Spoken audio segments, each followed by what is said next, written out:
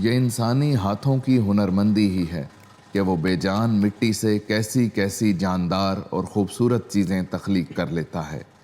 یہ وہی مٹی ہے جس کے بارے میں مرزا غالب نے کہا تھا کہ خاک میں کیا صورتیں ہوں گی کہ پنہاں ہو گئیں۔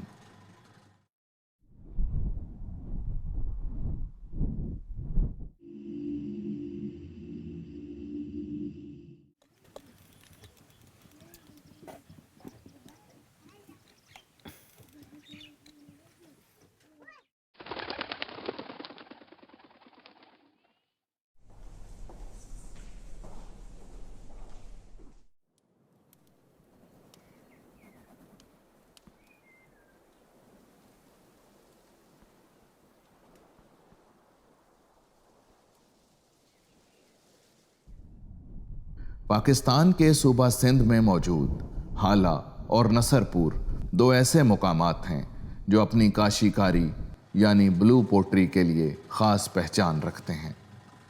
اس ہنر کی تاریخ کے متعلق کہا جاتا ہے کہ جب 8ویں صدی میں عربوں نے سندھ فتح کیا تو وہ اپنے ساتھ کاشی گر لے کر آئے، جبکہ مغلیہ دور حکومت میں بھی یہ کام کافی نمایاں نظر آتا ہے۔ لفظ کاشی فارسی زبان کا لفظ ہے جس کا مطلب دیدہ زیب ٹائل یا اینٹ بتایا جاتا ہے۔ اس ہنر میں نہ صرف ٹائل بلکہ خوبصورت برتن، گلدان اور گھریلو سجاوٹ کی مختلف اشیاء بھی تیار ہوتی ہیں۔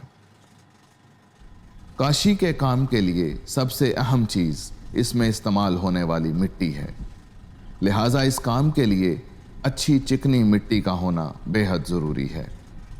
سب سے پہلے مٹی کو کوٹنے کے بعد پانی میں بھگو دیا جاتا ہے تاکہ یہ اچھی طرح نرم ہو جائے۔ اس تیار مٹی کو کپڑے یا پلاسٹک سے ڈھانپ دیا جاتا ہے تاکہ یہ خشک نہ ہو پائے۔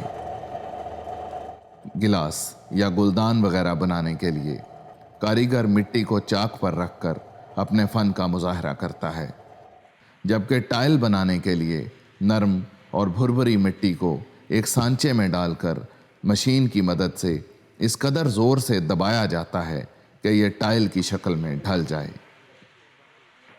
مٹی کی اس ٹائل کو کم از کم 24 گھنٹے چھاؤں میں اور پھر 1 دن دھوپ میں رکھ کر سکھایا جاتا ہے۔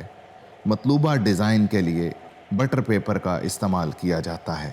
اس ڈیزائن پر سوئی کی مدد سے چھوٹے چھوٹے سوراخ کیے جاتے ہیں۔ اب اس بٹر پیپر کو کچی ٹائل پر رکھ کر اس کے اوپر کپڑے کی مدد سے کوئلے کے سفوف کا چھڑکاؤ کیا جاتا ہے تاکہ ڈیزائن ٹائل پر چھپ جائے۔ اس کے بعد باریک پینٹ برش کی مدد سے اس ڈیزائن کو پختہ کر لیا جاتا ہے۔ ٹائل پر بنیادی ڈیزائن پختہ ہونے کے بعد آخر پر مختلف رنگوں کا استعمال کرتے ہوئے اس کے باقی رنگ بھی ہاتھ کی مدد سے بھر لیے جاتے ہیں۔ اس رنگین اور خوبصورت ٹائل کو مزید نکھار اور چمک دینے کے لیے ایک خاص قسم کا پانی لگایا جاتا ہے جو گلیز کہلاتا ہے، اور سب سے آخر پر ان ٹائلز اور برتنوں کو پکنے کے لیے گرم بھٹی میں ڈال دیا جاتا ہے، جہاں 1 دن پکنے کے بعد یہ انتہائی خوبصورت اور دلکش ہو جاتے ہیں۔ سندھ میں کاشی کے فن کی خوبصورتی دیکھنی ہو تو سب سے اعلیٰ معیار کا کام بھٹ شاہ میں حضرت شاہ عبداللطیف بھٹائی رحمۃ اللہ علیہ کے مزار اور ٹھٹھہ کی مشہور شاہ جہاں مسجد میں دیکھنے کو ملتا ہے۔ کاشی کاری ایک محنت طلب کام ہے اور سندھ کے یہ کاریگر اپنے فن کا مظاہرہ کرتے ہوئے آج بھی اپنے ملک کا نام روشن کر رہے ہیں۔